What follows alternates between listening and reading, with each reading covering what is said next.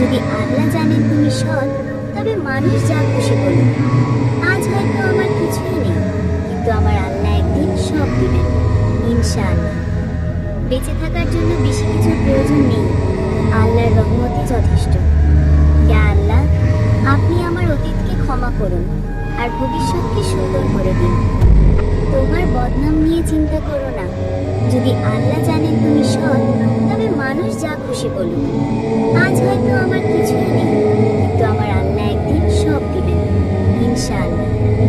বেঁচে থাকার জন্য বেশি কিছুর প্রয়োজন নেই, আল্লাহর রহমতই যথেষ্ট।